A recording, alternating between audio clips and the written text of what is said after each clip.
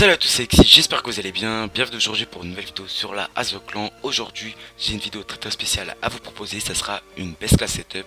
Donc si ce genre de vidéo vous plaise, n'hésitez pas à les mettre en commentaire et pourquoi pas lâcher un petit pouce bleu.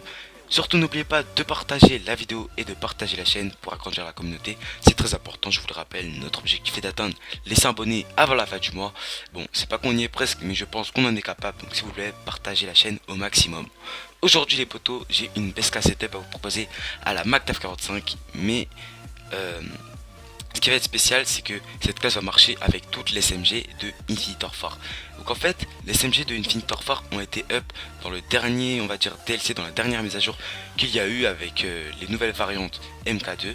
Donc j'avais préparé une vidéo pour celle-ci, pour ce DLC pardon. Malheureusement il y a eu un petit problème de rendu, voilà, donc j'ai pas pu la sortir. Normalement elle s'est sortie genre il y a une semaine, mais voilà, j'ai eu quelques bugs. Donc voilà, je m'excuse encore, je vous aurais présenté de nouvelles armes, mais je pense qu'avec toutes les autres teams performants, je pense que voilà, je pense que vous connaissez les nouvelles armes.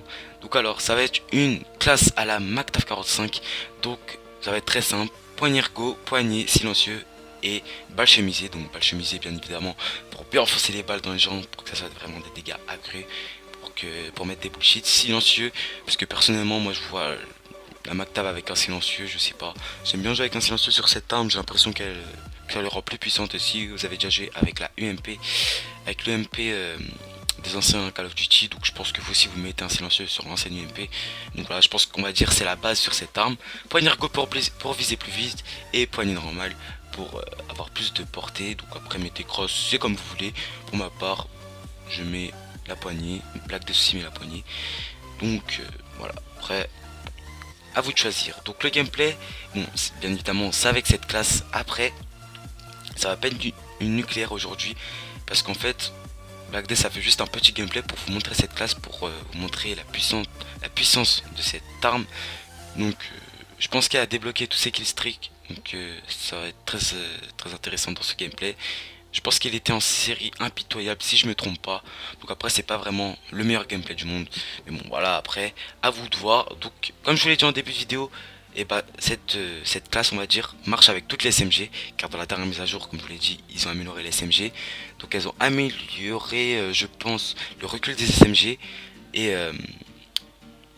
la portée je crois. Donc je me rappelle plus trop.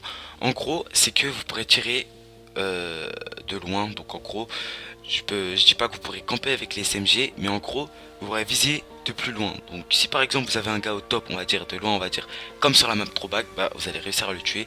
Après c'est vrai que voilà, avec le recul, bon, quand vous tirez ça part un peu en couille, mais franchement l'arme est plus puissante de loin. On va dire que ça a été doublé.